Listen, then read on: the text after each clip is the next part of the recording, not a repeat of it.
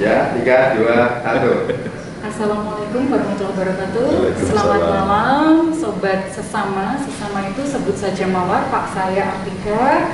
Saya founder dari komunitas pemberdayaan diri perempuan, sebut saja Mawar. Kita sih lebih fokus kepada perempuan yang berdaya guna dan bahagia. Jadi kita konsentrasi khusus di emotional healing. Karena perempuan bebannya cukup banyak ya Pak di masyarakat. Mulai dari single parent, terus kemudian wanita-wanita yang menjadi tulang punggung keluarga, terus kemudian ibu-ibu rumah tangga yang mereka mungkin stres dengan anak, dengan suami, terus banyak problema perempuan termasuk korban trauma-trauma pemerkosaan, terus trauma pelecehan seperti itu. Kita menerapi mereka, jadi tujuannya memang wanita yang berbahagia itu paling tidak mereka akan membuat keluarganya bahagia, anak bahagia, terus kemudian mungkin orang tuanya bahagia, lingkungannya juga bahagia. Sebaliknya perempuan yang mereka tidak bahagia itu akan merusak sekelilingnya. Nah, khusus malam hari ini saya bersama dengan Pak Ganjar Pranowo.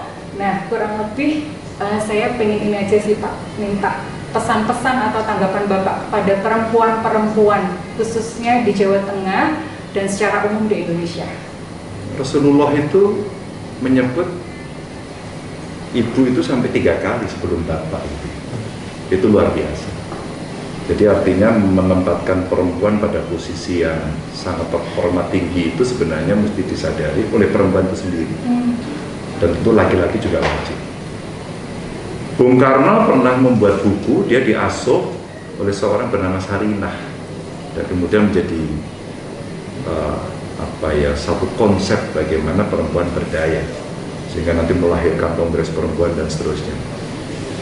Dan era sekarang Pak Jokowi keren, coba lihat menterinya. Dulu perempuan tuh menteri apa sih? Ya, pemberdayaan perempuan ya. Sekarang coba.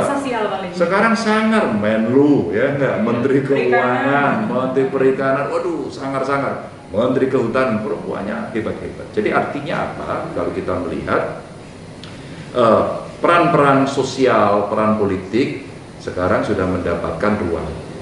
Beberapa teori afirmasi sudah dilakukan. Nah sekarang bagaimana mengaktualisasikan itu dan kemudian saya terima kasih banyak orang yang peduli agar kalau saya dulu waktu ngambil pasca politik saya ngambil Women and Politics.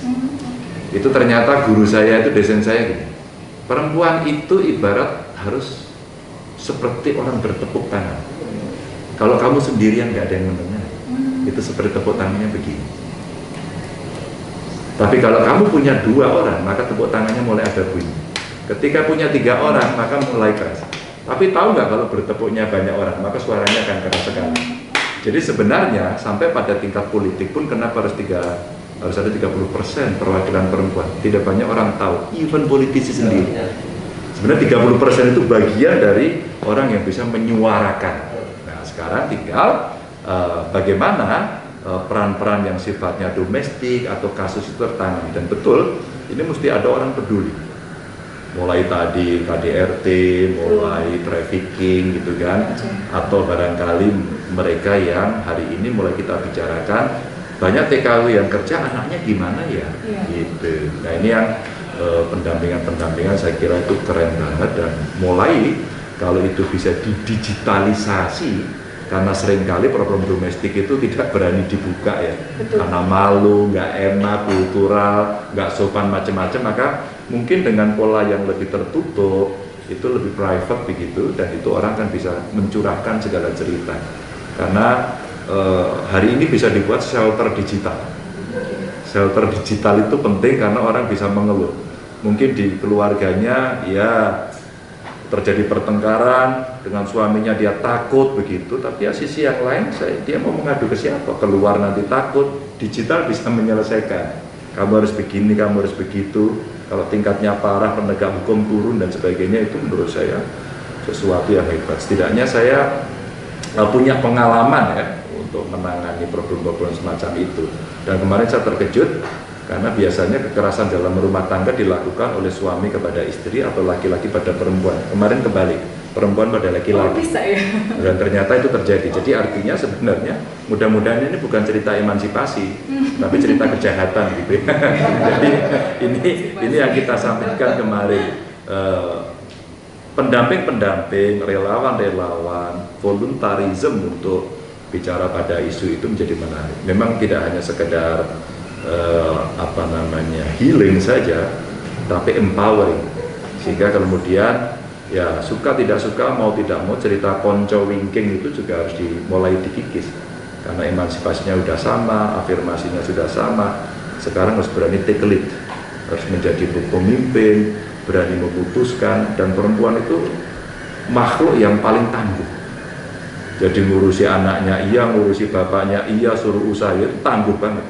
Kayaknya daya stresnya itu lebih ya, mungkin juga lebih tahan juga dibanding laki-laki. Resilience-nya atau ketahanannya itu lebih tinggi lagi, sehingga pendamping menjadi lebih hebat karena dia akan mengarahkan secara metodologis dan mungkin punya treatment yang hebat. Oke, terima kasih Pak Ganjar. Pesannya berarti sekali. Jadi perempuan di zaman sekarang tidak perlu merasa inferior lagi, karena sudah mulai diakui bukan hanya sebagai konco wingking, konco samping ya Pak berarti? Ya. Bukan wingking kan samping?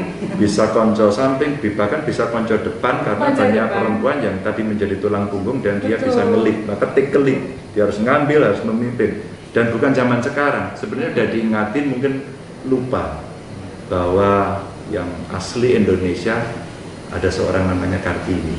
Oh, Yang kalau yes. difoto dia tidak pernah mau di sebelah kirinya, pasti di sebelah kanannya. Ada nggak yang memperhatikan itu? Itu Tidak. sebenarnya arti sebuah mungkin pemberontakan, mungkin itu perlawanan, mungkin itu yang sekarang namanya ya saya tidak mau dibegitukan dan saya mau emansipasi, dan itu mendunia kan gitu. Itu. Ya, terima kasih Pak Ganjar waktunya. Jadi rekan-rekan sesama, sobat saja mawar, sebut saja mawar. Malam hari ini terima kasih pesannya. Jangan lagi merasa inferior, semangat menjadi perempuan yang berdaya guna dan bahagia. Oke, terima kasih. Assalamualaikum warahmatullahi wabarakatuh. Salam. Pak minta anunya Pak. Ya.